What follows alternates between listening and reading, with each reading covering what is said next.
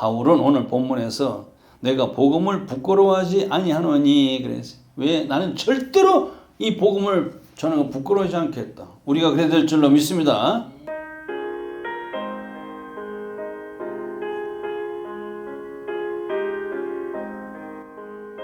성경 말씀은 신약성경 로마서 1장을 보도록 합니다. 신약성경 239페이지 로마서 1장 16절 17절까지 말씀입니다. 제가 봉독해 드리겠습니다. 내가 복음을 부끄러워하지 아니하노니 이 복음은 모든 믿는 자에게 구원을 주시는 하나님의 능력이 됨이라. 첫째는 유대인에게요 또한 헬라인에게로다. 복음에는 하나님의 의가 나타나서 믿음으로 믿음에 이르게 하나니 기록된 바 오직 의인은 믿음으로 말미암아 살리라 함과 같으니라. 아멘. 로마서 1장 16절 17절 말씀을 중심으로 오직 의인은 믿음으로 살리라 이런 제목으로 말씀에 은혜 받도록 합니다. 할렐루야. 주님 이름으로 축복합니다. 성령 충만하시길 바랍니다. 할렐루야. 교회는 매년 10월 마지막 주일을 종교개혁 주일로 지킵니다. 그때 누가 생각나느냐? 우리 잘 아는 마르틴 루터가 이제 생각이 나게 되죠. 왜냐면은 그날 지금부터 508년 전에 1517년 10월 30일 10월이 다 가는 날에 마르틴 루터는 가톨릭의 신부였어요. 그 당시 독일의 비텐베르그 성당에서 심호할 때 그가 당시 가톨릭 교회에 반성경적이고 비신앙적인 그런 병폐를 많이 발견하게 되죠. 그래서 그가 그날에 그 병폐 95조문을 써가지고 어디에다가 비텐베르그 성당 광고판에 게시판에 그 조문을 붙여놨어요. 병폐 95개 조항을 토론하자. 그래서 계획해야 되겠다 해가지고 그 조문을 광고판에 붙였는데 이게 삽시간에 2주 만에 이 소식이 독일의 전역에 2주 만에 공감대가 이루어져 가지고 그래 계획하자. 이게 완전히 아주 불같이 퍼져버렸어요. 공감대가. 거기다가 이 소식이 유럽 전역에 이게 완전히 이게 전파가 돼 가지고 거기에 동조하는 그 계획하자는 그 불길이 들불처럼 퍼져나가게 돼 가지고 교회 개혁이 이루어지기 시작했다는 날이 바로 10월 마지막 날이었어요. 그래서 교회는 이 종교개혁 주일을 마지막 주일에 우리가 또 보내게 되고 다시 또 그것을 되새김을 하게 되는 겁니다. 그래서 오늘 본문 로마서 1장 17절이 이 한 구절이 물론 다른 성경에도 많은 감동을 받았겠지만은 마르틴 루터가 이 한 구절 때문에 크게 깨우침을 받았다고 그래요. 그래서 종교 개혁을 해야 되겠다 주장한 시발점이 되었다는 것이죠. 당시의 그 시대적 배경을 보면은 16세기죠. 그때가 로마 가톨릭이 절대 권력을 가지고 통치하던 종교적 시대였다 이렇게 얘기를 합니다. 근데 우리는 절대 권력은 절대 부패한다는 건 진리가 있어요. 그렇죠? 절대 권력을 가지고 있으면 절대 부패를 가져온다는 그 진리대로 당시 로마 가톨릭 종교가 도덕적으로 굉장히 타락했고 그리고 종교 교리적으로도 아주 잘못된 종교가 되어버렸어요. 그래서 우리는 이날을 통해서 그 당시 가톨릭의 그 도덕적 타락을 구체적으로 몇 가지 우리가 지적해 보자면은 당시에 교황들과 그리고 신부들과 수도원에서 수도를 하는 심지어 수도사들까지 돈과 여자와 권력을 탐닉해 가지고 부당한 세금을 막 걷어들여서 돈을 축제하고 부정축제죠. 그리고 축척 첩을 두는 제도를 시행해 가지고 음란하게 만들고, 그 가톨릭은 중앙 집권적 정치 체제를 시행해 가지고 이 교회를 아주 극심하게 세속화시키는 잘못을 저지르고 있었다는 것이죠.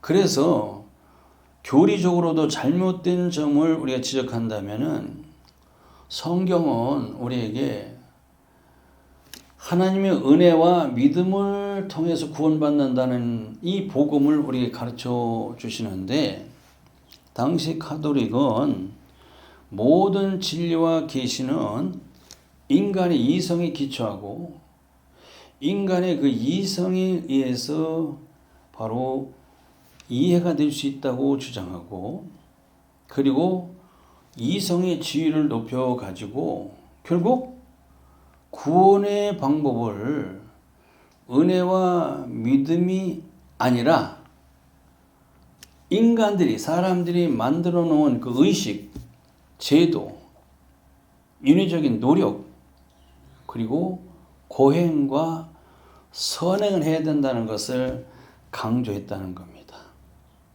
이건 타종교도 그렇죠. 행위로 구원을 받는다는 것이 타종교의 진리입니다. 가톨릭도 역시 인간의 그 생각으로 만들어 놓은 의식을 굉장히 중요해요. 그 제도를 중요해요. 의식과 제도로 우리가 구원을 받습니까?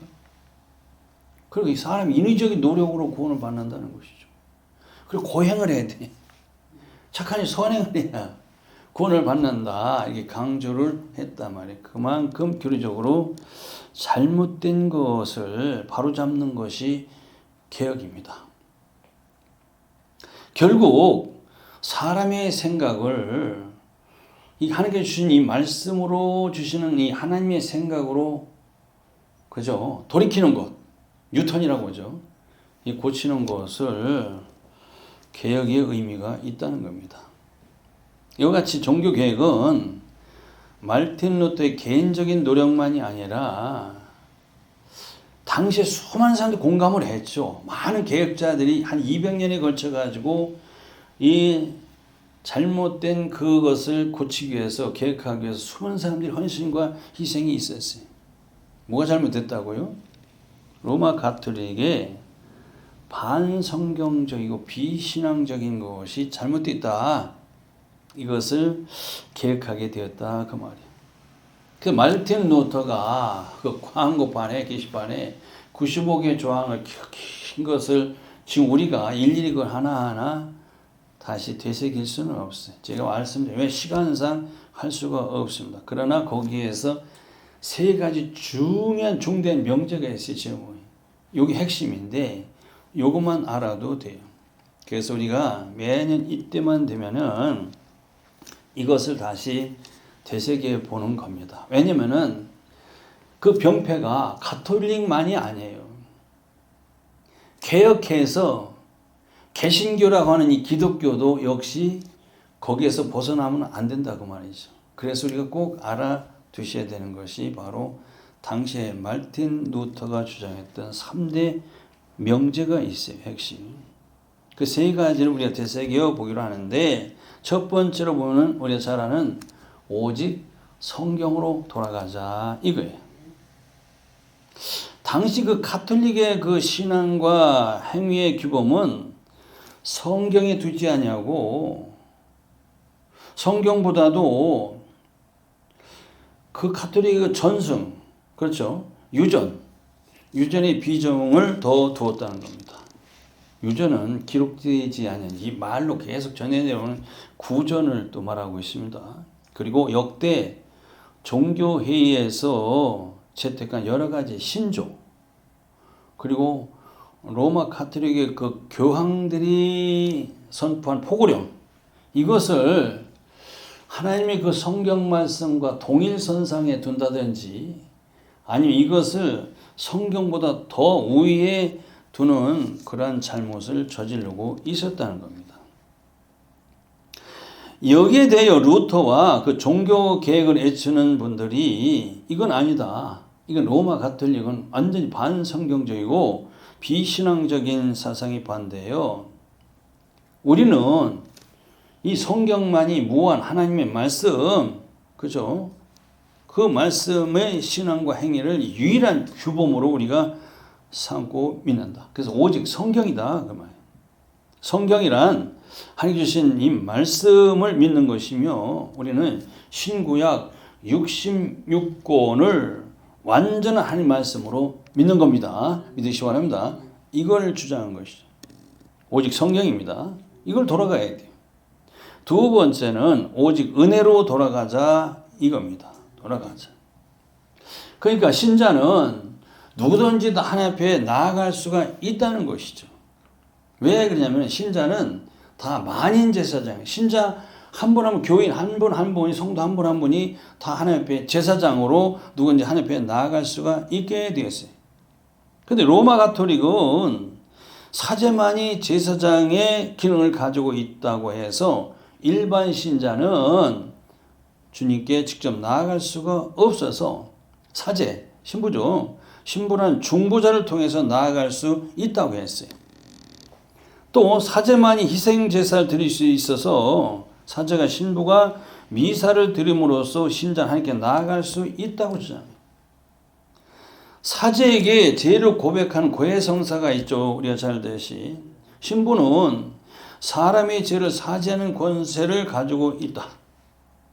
신부가 어떻게 사람이 죄를 용서해 줍니까? 하나님만 용서해 주는데 이렇게 주장하고 있어가지고 그래서 이 땅에 있는 사람이나 심지어 죽어서 지옥 전 단계에 있는 연옥에 있는 사람들도 죄를 사할 수 있는 영향을 끼칠 수가 있다. 사제가 이렇게 주장했어요.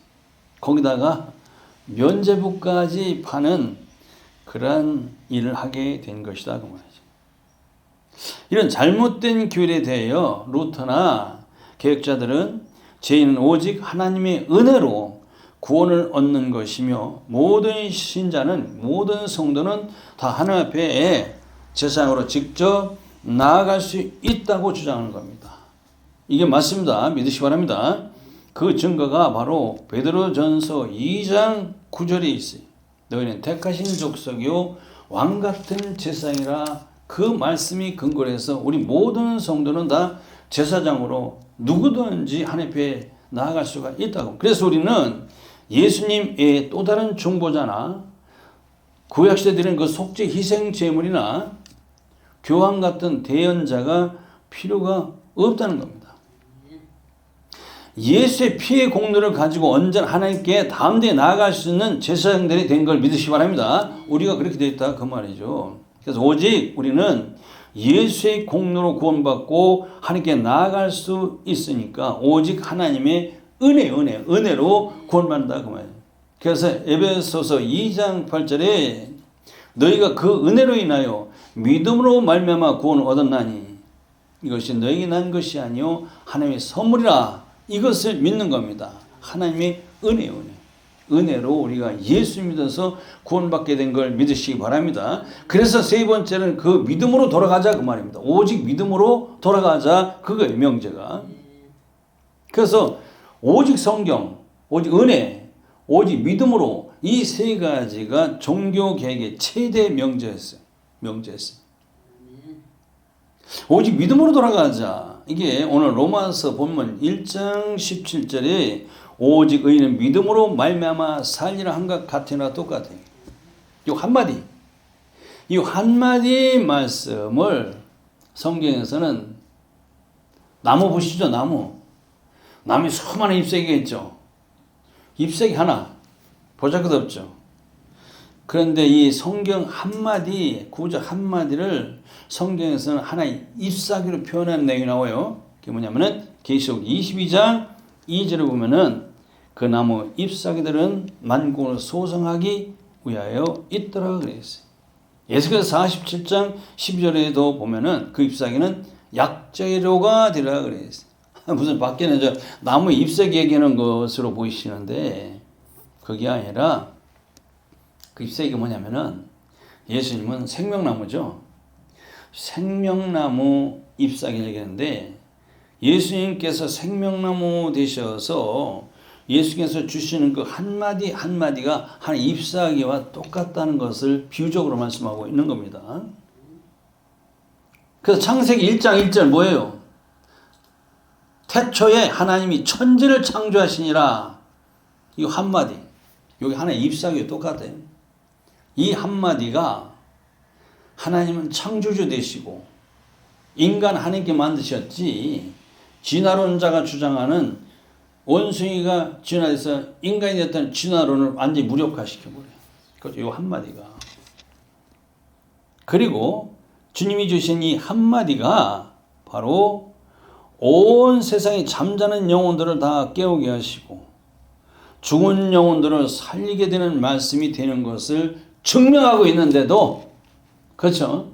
그런데도 당시나 지금이나 이 복음을 전하는 일을 사람들은 굉장히 부끄러운 일로 생각을 했다. 그 말이에요. 이새도 마찬가지. 이 어마어마한 잎사귀 하나같이 성경 한 구절이 잠자는 영혼들을 소성이라는 것은 잠자는 자를 깨운다는 얘기예요.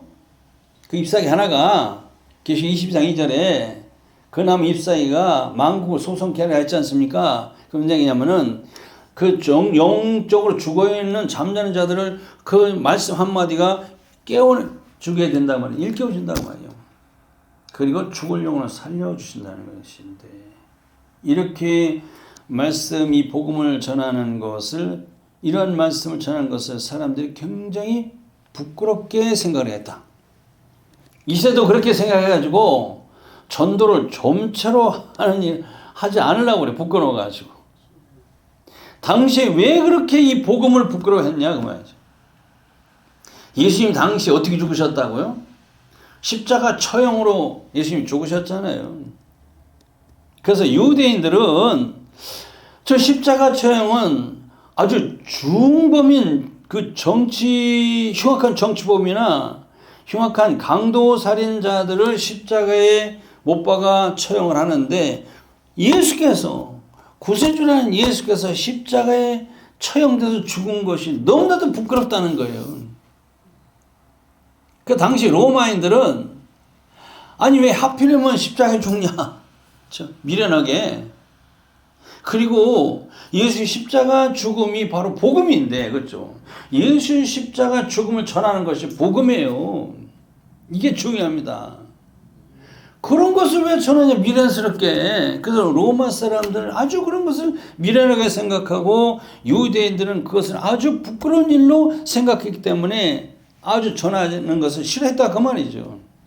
그런데 바울은 오늘 본문에서 내가 복음을 부끄러워하지 아니하노니 그래서 왜 나는 절대로 이 복음을 전하는 거 부끄러워하지 않겠다. 우리가 그래야 될 줄로 믿습니다. 왜냐하면은 이 복음을 모든 믿는 자의 구원을 주신 하나님의 능력이 됨이라. 그래서 부끄러워하지 아니했다는 것. 그러니까 나는 이 복음을 전하다가 얻어맞아 죽는 한이 있더라도 나는 이 복음을 전하는 것을 그치지 않고 버리지 않겠다. 할렐루야. 그런 믿음을 우리에게 보여주시는 겁니다. 그래야 돼요, 우리도. 그래서 오늘 본문에 다시 보면은 17절에 보면은 로마서의 주제가 바로 16절, 17절인데 17절에 보면 복음에는 하나님의 의가 나타나서 믿음으로 믿음에 이르게 하나니 기록된 바 오직 의인은 믿음으로 말미암아 살리라. 이게 로마서의 주제입니다. 바울은 이 한마디 말씀이 너무 좋아.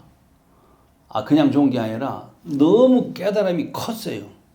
마르틴 루터도 그 한마디에 너무 깨달음이 컸다고 그랬죠. 바울도 역시 마찬가지. 그래서 이 말씀이 로마서의 기초가 되었다고 그랬죠. 주제가 되었다고 그랬어요.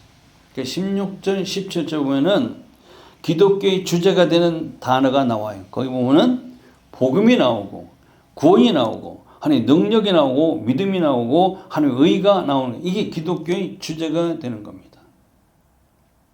그래서 원래 이 로마서 1장 17절 말씀을 바울에게만 주신 것이 아니라 그 전에 구약시대에 하박국 선지자에게 한 게 미리 주셨어요.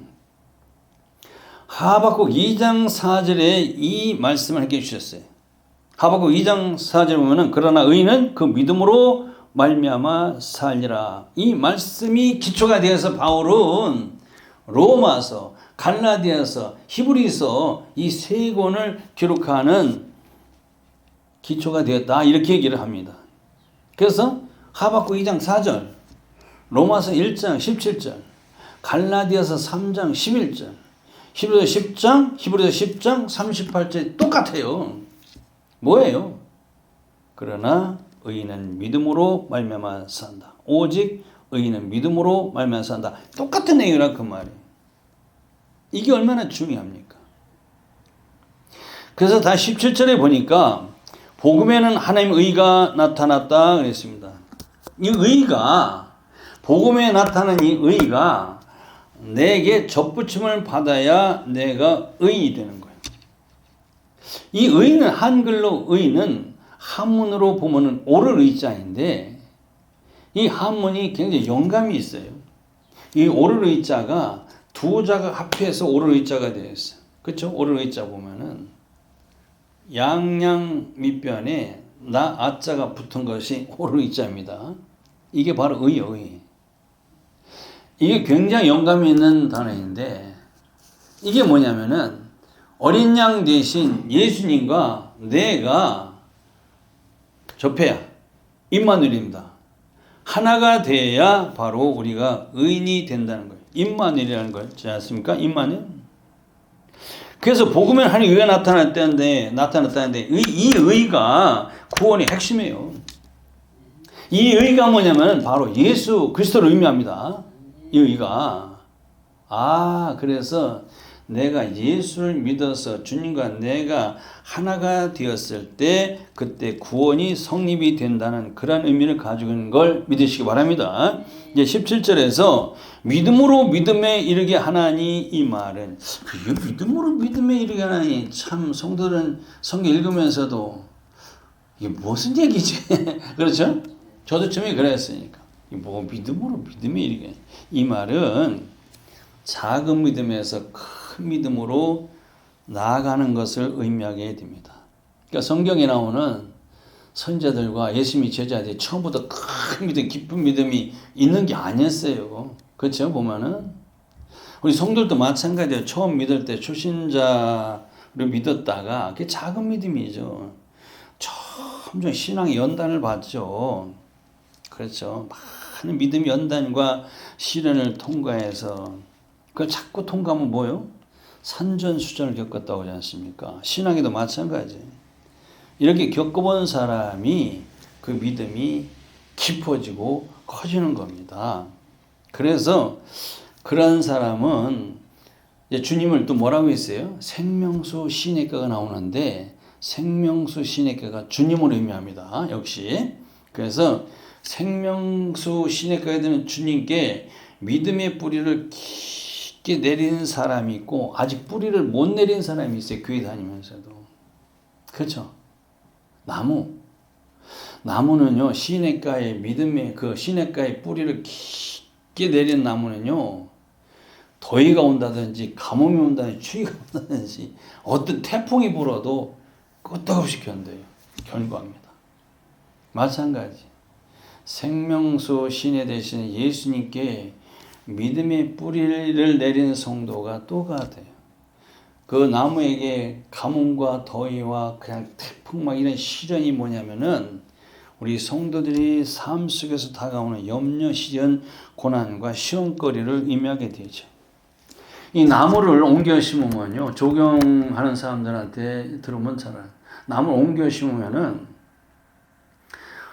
최소 1년에서 3년까지 뿌리를 내리는데 굉장히 몸살을 한다고 합니다.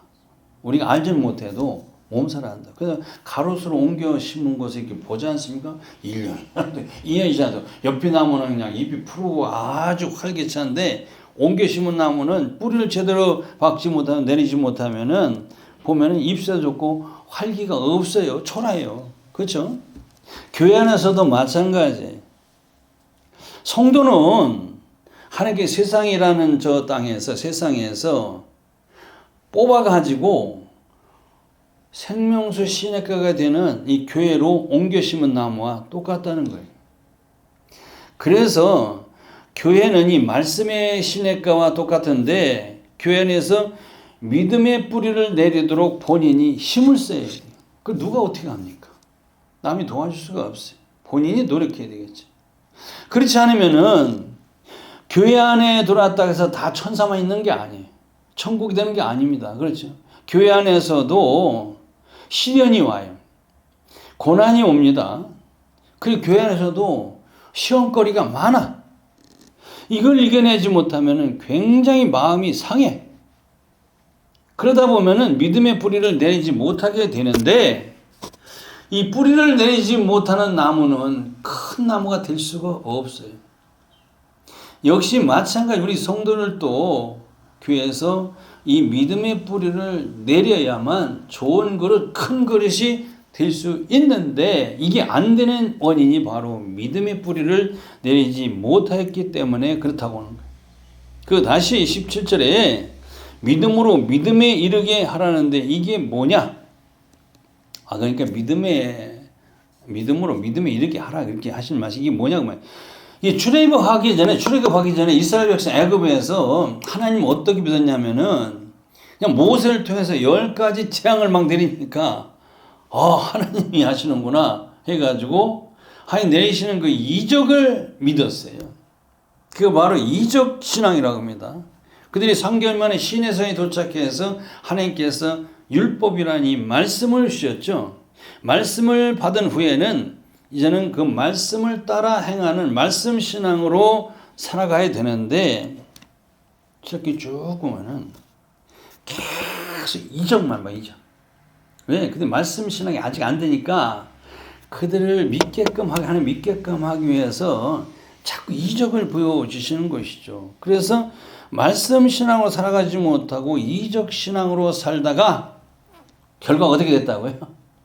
가나안 땅에 들어가지 못하는 게 뭐냐면은 실패한 신앙을 우리에게 거울로 경계로 보여주신다는 겁니다.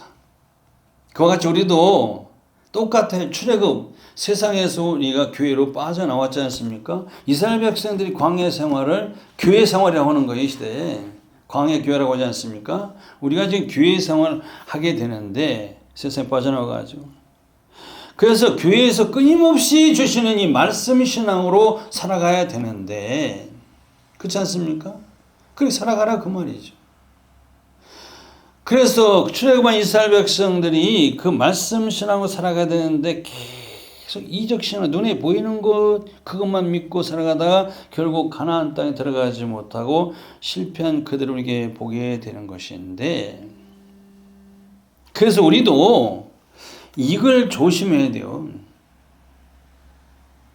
그래서 지금도 계속 무엇인가 눈에 보이는 것을 귀한 일을 보고 믿으려는 이적 신앙으로 살아가는 성도는 반드시 신앙생활 실패하게 된다는 것이죠.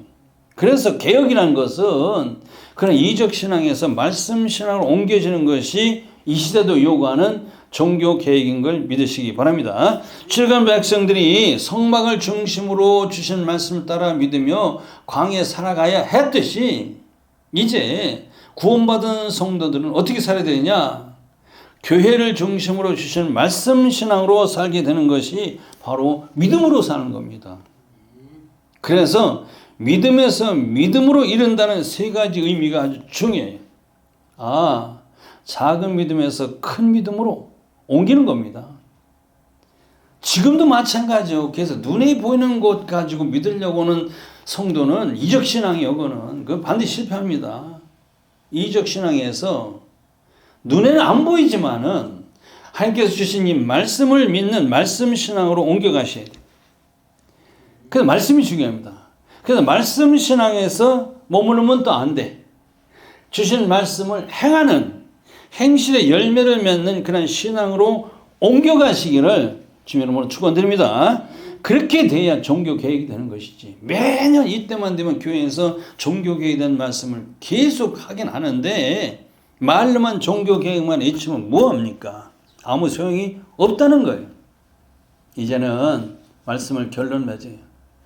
살아있는 믿음, 그게 뭐냐면은 행함 있는 믿음으로 살아가시는 오직 의인은 믿음으로 말미암아 살리라. 그런 믿음으로 살아가는 의인된 성도가 되시기를 주님 이름으로 축원드립니다. 기도하시겠습니다. 하나님, 종교개혁주의를 맞이해서 우리는 다시 되새겨 보았습니다. 오직 성경 말씀으로 돌아가자. 오직 구원은 하나님의 은혜인 것을 우리가 깨닫게 되었습니다. 우리는 말로만 믿음이 아니라 주신 말씀을 믿음으로 행하는 살아있는 믿음, 의인의 믿음을 살아가지고 가는 성도가 되게 하여 주시옵소서. 예수님 이름으로 기도합니다. 아멘.